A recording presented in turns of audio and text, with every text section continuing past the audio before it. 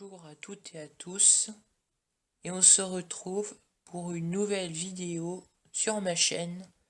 Donc aujourd'hui, c'est une nouvelle vidéo un petit peu spéciale, puisque je vais vous présenter ma nouvelle station météo.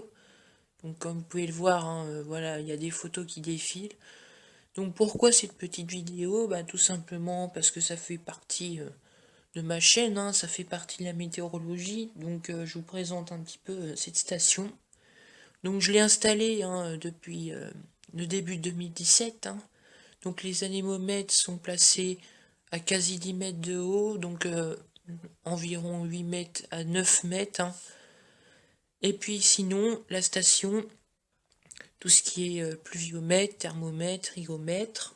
Donc comme vous pouvez le voir, elle passe dans le jardin, elle est environ à 2,50 m de haut. Donc j'ai choisi les endroits assez stratégiques pour placer cette station. Tout simplement parce que on ne peut pas faire n'importe quoi lorsqu'on a une station météo. Il faut avoir donc de l'espace, il faut respecter de nombreux critères qui sont même assez difficiles à respecter, notamment pour l'anémomètre, où il faut être dans une hauteur à environ 10 mètres de haut si c'est possible. Et malheureusement pour beaucoup de stations amateurs, ce n'est pas possible. Donc moi j'ai mis à plus de 8 mètres et demi de haut, environ vers 8 mètres et demi, 9 mètres de haut. Pour l'instant, le mât n'est pas au banné, mais celui-ci sera au banné bientôt, donc ce qui fera que les valeurs de vent seront encore améliorées, parce que le mât, il bouge un petit peu par moment avec le vent fort, et du coup, on peut perdre des relevés de vent, on a des relevés un peu moins fiables. Concernant le thermomètre, donc je l'ai mis dans l'endroit le plus dégagé possible, là il y a le moins d'obstacles, tout simplement à cause de la pluviométrie, puis des relevés de température qui sont très importants. Il ne faut pas qu'il y ait de source de chaleur. Donc qu'est-ce qu'une source de chaleur pour faire vite? Tout simplement le béton, par exemple. C'est une source de chaleur, le rayonnement est réenvoyé dans l'espace, donc du coup, ce qui ferait que les températures surchaufferaient, mais on peut aussi avoir des sous-chauffes. C'est-à-dire, par exemple, si on a de l'eau à proximité, on peut avoir des températures maximales un peu moins élevées, ou si on a, par exemple, des arbres qui obstruent le rayonnement solaire, c'est-à-dire si l'abri de température est à l'ombre, on a des températures maximum qui seront là aussi moins élevées. Donc il faut en fait pas mal de critères. Il faut que l'abri soit le plus ensoleillé possible sur une durée de temps le plus élevé possible, que ça soit en hiver ou en été. Et il ne faut pas qu'il y ait des sources de chaleur. Donc pour ça, il faut que la station soit implantée sur un terrain qui est gazonné notamment. Bon, moi, il y a du gazon à proximité ou de la terre, donc un jardin qui est cultivé en été, donc on a de la verdure. Donc faut pas trop également que la verdure augmente en hauteur, faut une hauteur qu'on a délimitée. Donc le règlement de Météo France impose une hauteur réglementée du gazon ou même des végétaux pour éviter que l'humidité, tout simplement la relevée d'humidité, soit faussée. Donc voilà.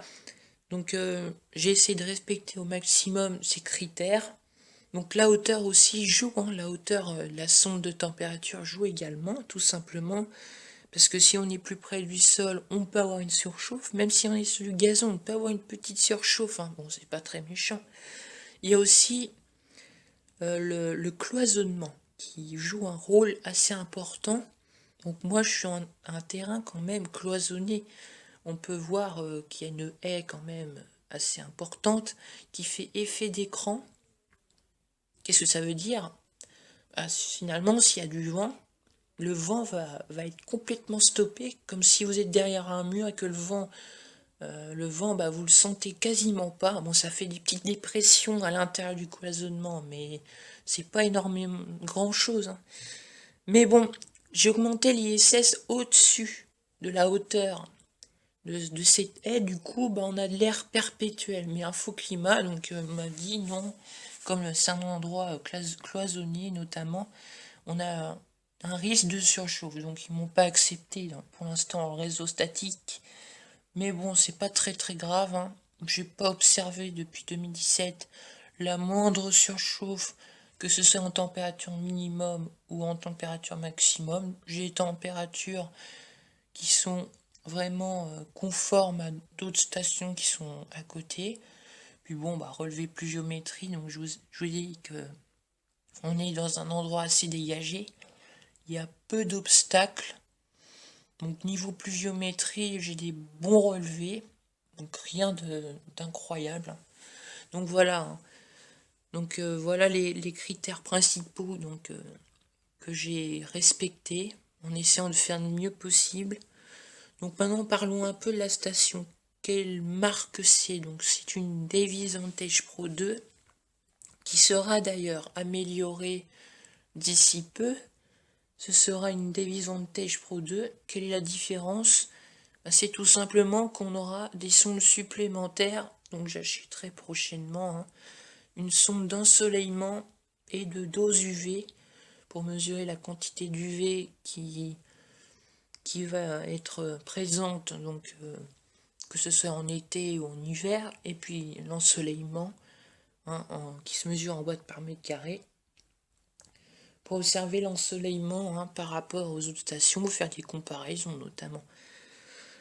Donc voilà, donc je vous mettrai un lien pour les stations, pour voir si ça vous intéresse, par exemple. Le prix, donc le prix, ça dépend. Ça dépend tout simplement des lieux où on l'achète.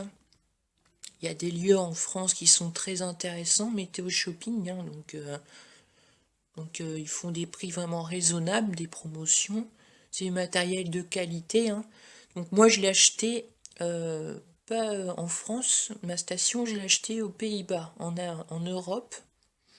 Tout simplement parce que bon, le matériel est de très bonne qualité, la fiabilité est très correcte. Et puis bon, le coût est le même qu'en France, voire un petit peu plus faible. Bon, c'est pas grand-chose, mais un petit peu plus faible. Bon, voilà. Donc du matériel de qualité, et puis garanti surtout.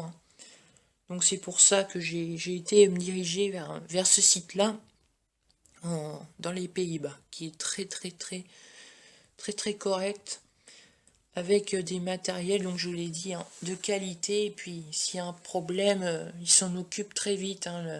La livraison est très rapide, vraiment, c'est un très très bon site. Donc voilà, donc le prix, donc voilà, je vous dis qu'il varie. Si vous voulez acheter une station, ça dépend, il y a des stations sans fil, des stations filaires. Je vous conseille quand même sans fil. Pourquoi? Parce qu'on peut avoir des problèmes avec les filaires tout simplement à cause de la foudre. On a des problèmes électromagnétiques, on peut avoir des gros problèmes avec le câble. La longueur du câble aussi, qui joue quand même grandement. On conseille quand même sans fil. Bon, après, on peut avoir des pertes de données sans fil. L'inconvénient, c'est que si vous avez une distance très importante entre le lieu où vous allez mettre la console pour recevoir les données et le lieu de votre station, si vous avez une longueur, une distance importante entre les deux, ou si vous avez des grands murs épais, vous pouvez perdre des paquets de données, ce qui font que la réception est parfois mauvaise. Bon, moi, j'ai des murs épais, j'ai pas eu de soucis particuliers de réception. La réception est très bonne. Après, bon, si la réception est mauvaise, il existe de divers outils, divers répéteurs, on appelle ça, qui vont amplifier le signal pour éviter ce genre de soucis. Mais bon, après, c'est un coût qui est supplémentaire. Donc une fois qu'on a notre station, et par exemple, on dit, tiens, moi je vais mettre les données sur Internet. Comment il faut faire? Eh bien là encore, il va falloir acheter du matériel. Donc le matériel en question s'appelle un data logger. Qu'est-ce que c'est? C'est tout simplement une sorte, on va dire, de clé USB. C'est comme une clé USB un peu. Donc il y a une partie qui se branche derrière la console de la station. Et l'autre partie, nous avons un câble tout simplement RJ45, donc qui part de ce datalogger qui est branché derrière la console et qui va se relier à votre Livebox. Donc moi c'est ce type de datalogger là que j'ai. Ça s'appelle un datalogger IP. Après il y a d'autres dataloggers, le datalogger USB qu'on peut se brancher sur l'ordinateur et un autre type de datalogger que je ne connais plus le nom. L'avantage du datalogger IP, c'est qu'on n'a pas besoin de passer par l'ordinateur. Ça veut dire quoi exactement? Parce qu'avec le datalogger USB, vous êtes branché sur l'ordinateur. Si vous coupez votre ordinateur, eh bien tout simplement, vous n'aurez plus les données sur les sites. Alors qu'avec le datalogger IP, vous aurez malgré tout, même si vous coupez l'ordinateur, il n'y a aucune influence. Ça ne sert à rien, l'ordinateur ne sert à rien, puisque c'est branché sur la Livebox ou le routeur. Donc par conséquent, eh bien, le datalogger IP a un net avantage sur le datalogger USB. Par contre, s'il n'y a plus de courant, bah là, il n'y aura plus de données sur le site internet, forcément. Mais bon, le datalogger IP peut accumuler, emmagasiner, stocker des données le temps que l'électricité revienne. Et puis tout simplement, après, les retransmettre sur l'ordinateur. Et puis là, après, vous avez toutes les données qui peuvent manquer, et puis vous pouvez recompléter. Donc voilà. Donc ça, c'est aussi quelque chose d'important. Après, bon, il y a des sondes, des sondes supplémentaires qui existent, dont je vous en ai parlé, les capteurs UV, capteurs d'ensoleillement, et même des capteurs de température ou d'humidité qui s'implantent dans le sol. On peut mesurer la température, l'humidité, pour déterminer si le gel sera suffisant. Par exemple, s'il neige, on peut déterminer si la neige va tenir au sol ou non, ou si ça va être de la pluie verglaçante ou non, selon la température du sol. Et puis niveau d'humidité, on peut déterminer la sécheresse ou le risque d'inondation. Donc voilà des capteurs supplémentaires. Donc le coût, bien sûr, va augmenter si on installe ces capteurs. Donc voilà, ce petit... Pour la petite présentation de cette station. Donc je suis actuellement sur divers sites. Je vais vous mettre les liens pendant que je vous parle. Donc on a Météo Ciel, Weatherlink 2.0, qui est un site très intéressant d'ailleurs. Et puis je suis sur un site, on dirait un public mais un peu moins connu, Météo Centre. Donc là c'est un site où on a toutes les stations météo, que ce soit amateurs ou celles de Météo France en public, pas en privé, qui sont disponibles là-bas. Tout comme sur Météo Ciel. Sur Weatherlink 2.0, la chose assez bien, c'est la continuité de Weatherlink 1.0, où là par contre, bah oui, on avait tout simplement quelques problèmes, c'était un peu vieille cette application, on avait moins de fonctionnalités, alors que là, on a plus de fonctionnalités. Par exemple, on a des graphiques qu'on n'avait pas sur Weatherlink 1.0. Et on a un tableau qui est quand même très complet de toutes les données chaque minute. Donc ça, c'est très correct comme site. Bon, après, il y a la version payante, où là, par contre, on ne peut pas avoir les données en version gratuite, on ne peut pas télécharger les données, donc ça, c'est un petit moins. Et on a des graphiques sur chaque semaine ou chaque mois qu'on ne peut pas avoir, ou s'il faut avoir la version payante. Bon, ça, c'est un petit bémol. Mais globalement, Weatherlink 2.0, je vous conseille d'y aller, de vous inscrire, parce que quand même c'est une bonne application. Et puis chaque jour il y a de plus en plus de stations météo amateurs qui arrivent. Donc toutes les stations sur Weatherlink 1.0 de toute façon vont muter là, dans ce nouveau site.